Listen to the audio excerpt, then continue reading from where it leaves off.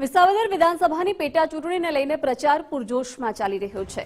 બિલખા પંથકમાં ભાજપના ઉમેદવાર કિરીટ પટેલે પ્રચાર કર્યો। ભલગામ રામજી મંદિર ખાતે કિરીટ પટેલની ગ્રામ સભા યોજાઈ। 2017ની ચૂંટણીમાં આ વિસ્તારમાં વધુ મત મળ્યા હતા તેવું કિરીટ પટેલે જણાવ્યું। કહ્યું કે બધા પ્રશ્નોનું નિરાકરણ લાવીશું, હું વચન આપું છું। કહ્યું કે બધા ગામડાઓમાં મને ખૂબ જ આવકાર મળે છે। અમુક લોકો મારો ખોટી રીતે પ્રચાર કરી રહ્યા છે। મંડળીના કૌભાંડીઓને સજા મળી જ ગઈ છે। વિરોધ પક્ષના મિત્રો પાસે કોઈ જ મુદ્દા નથી। વિસાવદર તાલુકામાં ખાતરની અછતને પૂરી પાડવાની પણ તેમણે ખાતરી આપી।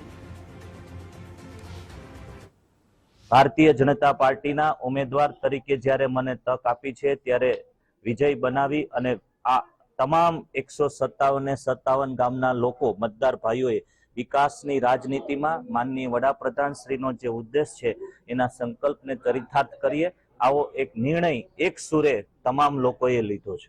સેવા સહકારી મંડળીના જે આ લોકો 2 મહિનાથી હજી તો જેને જુનાગઢ જિલ્લાની તાસીર ખબર નથી, જુનાગઢ જિલ્લામાં કેટલા ગામ છે એ ખબર નથી, ખેડૂતોને ધિરાણ કઈ રીતે આપવું એ ખબર નથી, ધિરાણમાં વધારો કઈ રીતે કરવો એ ખબર નથી, કેટલું જે